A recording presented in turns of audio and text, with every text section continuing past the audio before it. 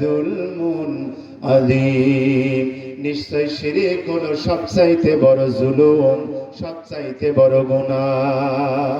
শিরক করলে আল্লাহ তাআলা মাফ করবেন না, তার ঠিকানা হবে জাহান্নাম। এজন্য আল্লাহ রাব্বুল আলামিন বলে, বান্দারে, লোকমান তার সন্তানকে পরিচয় করায় দিলে আল্লাহর সাথে আমরা আমাদের সন্তানদের পরিচয় করায় দেই সরে ও সরেয়ার সাথে। আছে না নাই? কখর সাথে পরিচয় করায় দেই কি দেই না? ছোট ছোট ছেলে বলে যে, ভাই আমার ছেলে 1 থেকে 20 পর্যন্ত 1 2 3 বলতে পারে, বাবু বলো তো দেখি তুমি। বলে 1 2 3 4 5 6 7। হ্যাঁ, ছেলে ইংরেজি অর্ধেক গিলে খাইছে। বলে ঠিক কি না? তাহলে আধুনিক শিক্ষার জন্য আমরা সকালবেলা কেজি স্কুলে পাঠাই, প্রাইমারি স্কুলে পাঠাই, হাই স্কুলে পাঠাই, কলেজে পাঠাই। হাই স্কুলের মাইক থেকে প্রতিদিন ডাকা হয়, হাই স্কুলের ছাত্ররা তোমরা তাড়াতাড়ি স্কুলে চলে এসো, তোমাদের স্কুল খোলা হয়েছে। ঠিক কিনা? আসলে কি ঠিক? High school, college, primary school এগুলোতে মাইক দিয়ে কোনোভাবেই ডাকা হয় না। কিন্তু মক্তব খুলে কি করে? হুজুরেরা ডাকতে থাকে, মক্তবের ছাত্রছাত্রীরা তোমরা অতি তাড়াতাড়ি মক্তবে চলে আসো। কোরআন শিক্ষার জন্য মাইক দিয়ে ডাকা হয়, অথচ আমাদের আধুনিক শিক্ষার জন্য 2000 3000 টাকা বেতন দিয়ে পড়াতে আমাদের একটু কার্পণ্য হয় না, আমাদের টাকার কোনো অভাব হয় না। অথচ আদেশের চাল দিয়া আমার ছেলেকে কোরআন শিক্ষা দিবে সকালবেলা, এই সময়টুকু, এই চালটুকু আমরা দিতে চাই না। তাহলে আমরা যে নাফরমান, আমার সন্তান আমাকে ঘাড় ধরে বাড়ি থেকে বের করে দিবে না, আমাদেরকে আদর করবে, সম্মান করবে, শ্রদ্ধা করবে, এইটা আশা করা যাবে না। একজন ব্যক্তি বুজুর্গানে দিন এই এলাকার মধ্যে সবচাইতে বড় আলেম যিনি, তিনি একটা খেজুরের গাছ লাগালেন। খেজুরের গাছটা যখন খেজুর ধরার সময় হয়ে গেল, জায়নামাজ বিছিয়া সারাদিন যদি সিজদায় পড়ে পড়ে কান্দে, আল্লাহ আমার খেজুর গাছে তুমি প্রচুর পরিমাণে নারকেল দিও। হবে কি হবে না? প্রচুর পরিমাণে নারকেল ধরবে। কথা বলে ঠিক কি না? কেন? আল্লাহ ওয়ালা তো দোয়া করছে, তারপরে কি গাছ পরিবর্তন হবে না? হবে না। কারণ গাছ লাগাইছে খেজুরের গাছ, আশা করে নারকেল। এটা পাগলামি ছাড়া আর কিছুই নয়।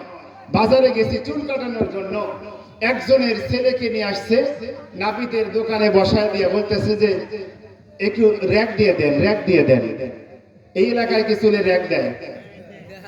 এই যে এইদিকে মনে করেন যে চুল কাটার পরে এদিকে একটা টান, এদিকে একটা টান, এরপরে আবার এদিক থেকে এদিকে টান।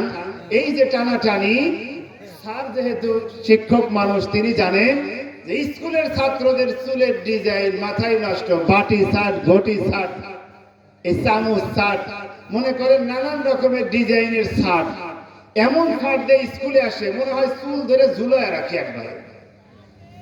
কি করে? এমন চুল রাখছে, এই দিক থেকে মনে করেন চুল নিয়ে এই দিক দিয়ে পেঁয়াজ দিয়ে রাখছে, বরাবর চুল একটু বড়, কিন্তু এই দিকে একটা চুল, এই কয়েকটা চুল টান দিয়ে নিয়ে আসছে, এই দিকে দিলে যে এই পর্যন্ত আসে। চিন্তা করেন মাথার চুলের যে ডিজাইন। আমি ওনাকে বললাম যে আপনার ছোট্ট ছেলেকে আপনি চুলে র‍্যাক দিয়ে দিচ্ছেন, আগামী দিনে আপনার ছেলে আপনার দাড়িতে র‍্যাক দিয়ে দিবে। বলে যে হুজুর কি করবো জানেন, আশেপাশে সবাই র‍্যাক দেয়, আর আমার 4টা মেয়ের পরে 12 বছর পরে আমার একটা ছেলে হয়েছে। 12 বছর পরে ছেলে হয়েছে, ওই ছেলে চুলে র‍্যাক কেন? ওর চুল যদি পুরো উপড়ে ফেলতে হয়, দরকার হলে উপড়াবে, ছেলের খুশির জন্য। কথা বলে ঠিক কিনা?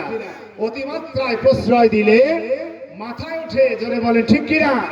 তাহলে আল্লাহর সাথে পরিচয় করিয়ে না দিয়ে, সুন্নতি সিস্টেমের সাথে পরিচয় করিয়ে না দিয়ে ছেলের চুলের র‍্যাক দেয় যেই বাবারা, যেই ছেলেকে টাকা দিয়ে পয়সা দিয়ে কেজি স্কুলে পাঠায়, কিন্তু কোরআন শিক্ষার জন্য মাদ্রাসায় পাঠায় না, ওই ছেলে বড় হওয়ার পরে বাপ মায়ের ঘরের কারেন্টের বাতি বন্ধ করে দিবে। কথা বলে ঠিক কিনা?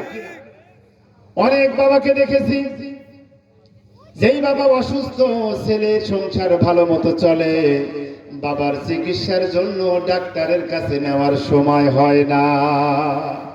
অনেক অসুস্থ মা আছে, বাবা আছে।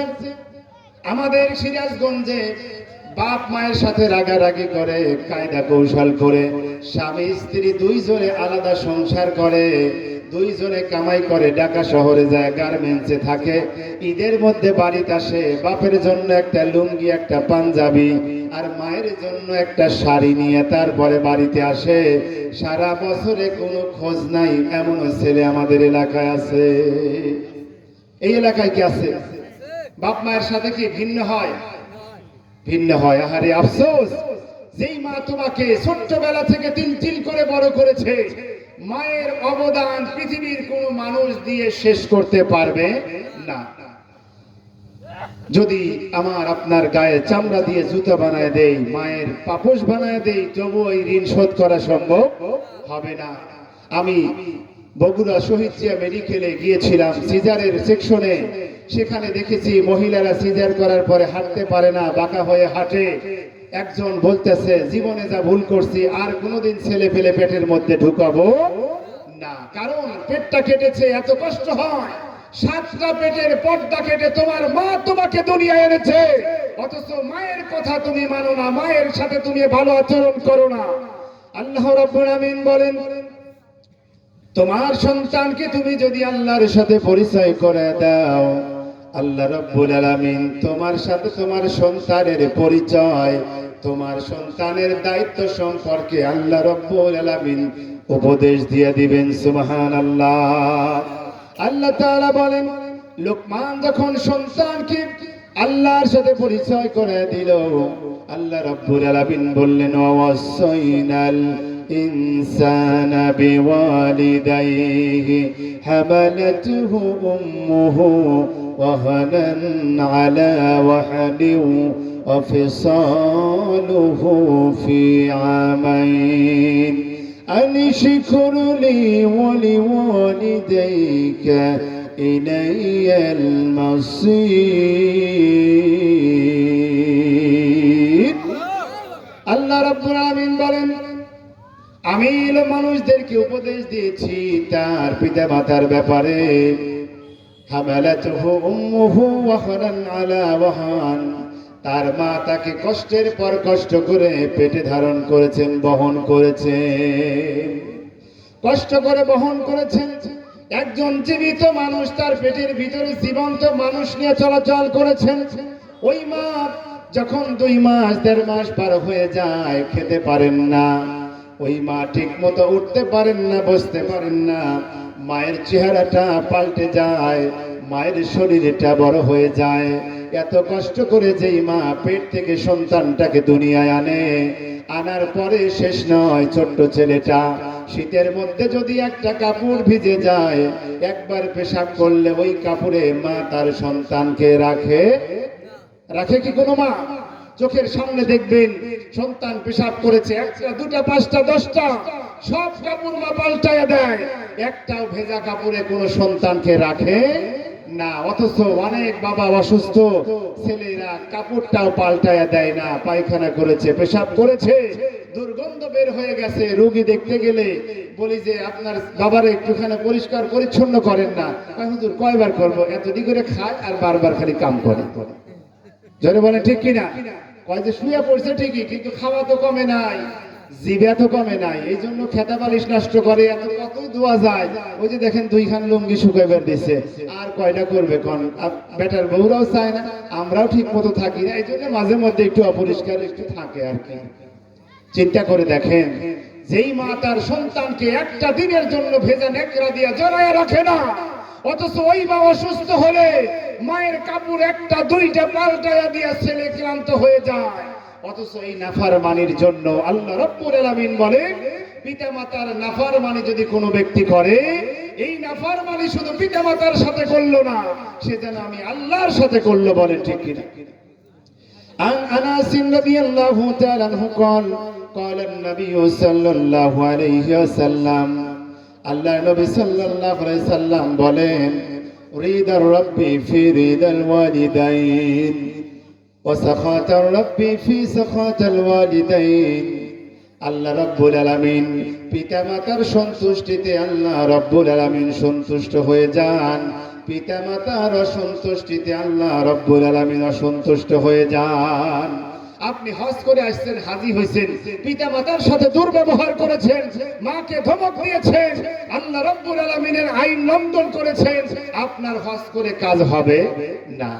আল্লাহ নবী সাল্লাল্লাহু আলাইহি সাল্লাম বলেন, হুমা জান্নাতুকা ওয়া নারুক, তোমার জন্য তোমার পিতামাতা জান্নাত, তোমার জন্য তোমার পিতামাতা জাহান্নাম।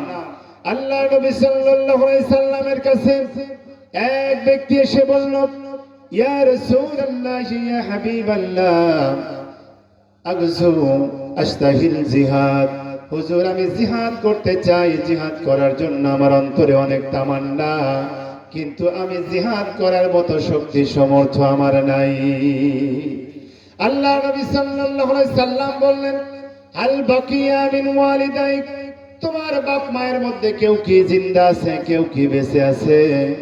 সাহাবী বললেন, ওয়া উম্মি, ইয়া রাসূলুল্লাহ, আমার মা বেঁচে আছে। বলি সুবহানাল্লাহ। আল্লাহ নবী ডাক দিয়ে বললেন, তুমি তোমার মায়ের কাছে চলে যাও, তুমি তোমার মায়ের সেবা করার মধ্য দিয়ে যদি আল্লাহর সন্তুষ্টি হাসিল করতে পারো, তাহলে আল্লাহ রাব্বুল আলামিন কিয়ামতের দিন তোমাকে হাজী হিসাবে উঠাবেন, আও হাজিন আও মুতামিরুন আও মুজাহিদুন। রাসূল তিনটা শব্দ বলেন, যদি কোনো ব্যক্তি মায়ের সেবা করে আল্লাহর সন্তুষ্টি হাসিল করতে পারে, বাবার সেবা করে আল্লাহর সন্তুষ্টি হাসিল করতে পারে, তাহলে কিয়ামতের দিন যুদ্ধ না করেও জিহাদকারী হিসাবে, মুজাহিদ হিসাবে উঠবে।